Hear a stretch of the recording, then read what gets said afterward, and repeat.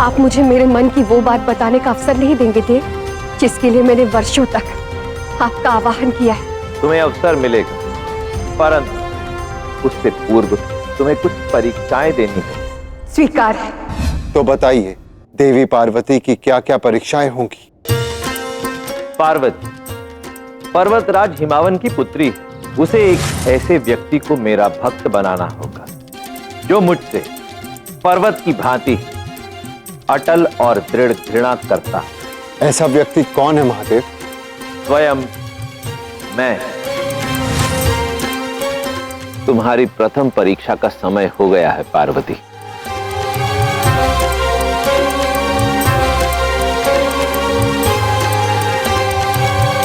सुनिए, सुनिए ऋषिवर, मुझे आपसे कुछ बात करनी है।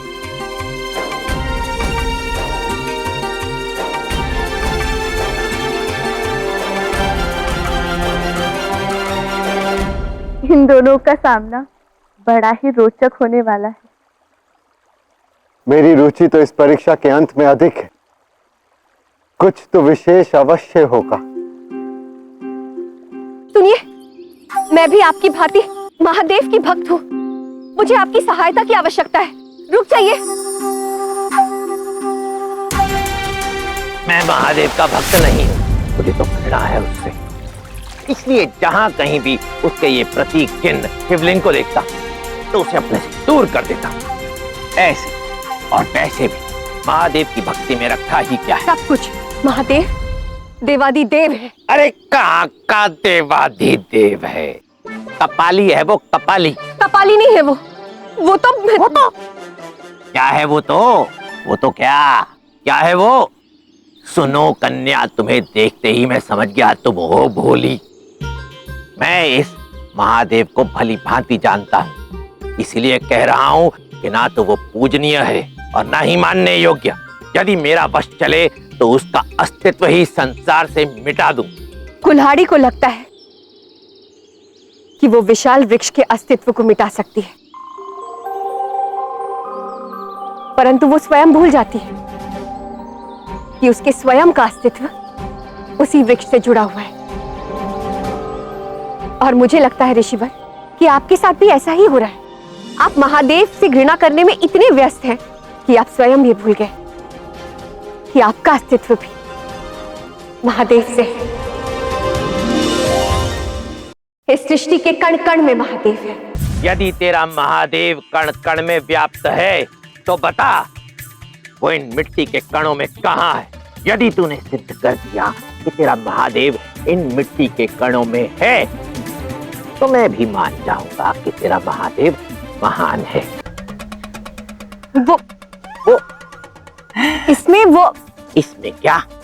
आप क्या कहना चाह रही है? मैं सुन नहीं पा रहा। मैं ये कह रही हूँ। तुम क्या कह रही हो? मिट्टी के कण में महादेव कहाँ है? मैं ये कहना चाह रही हूँ कि क्या कहना चाह रही हो? मैं बताऊं तुम क्या उत्तर देना चाहती हो? तुम ये कहना चाह रही हो कि ऋषिवर मुझे इन मिट्टी के कणों में महादेव दिखाई नहीं दे रहे। और जानती हो मेरा उत्तर क्या होगा? मेरा उत्तर भी यही होगा कि मुझे भी इन मिट्टी के कणों में महादेव दिखाई नहीं दे रहे। मैंने महादेव का ये चंचल रूप पहले कभी नहीं देखा। धन्य है देवी, महादेव के जीवन में आते ही आपने हमें महादेव के इस अद्भुत चंचल रूप के दर्शन करवा दिए। हाँ, आई बड़ी महादेव की महानता का बखान करने वाली। और जाते जाते एक और बात कहूंगा, यदि तुम्हारा ये कैलाशवासी महादेव इतना ही महान है तो उसके पास एक वाहन क्यों नहीं है? पैदल घूमता फिरता है। तुम कहती हो कि महान है। हाँ, ऐसे होते हैं महान।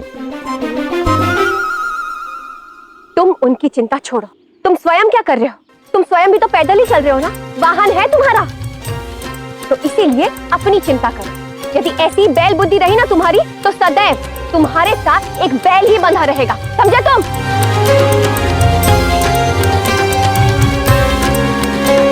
जो आज्ञा थी।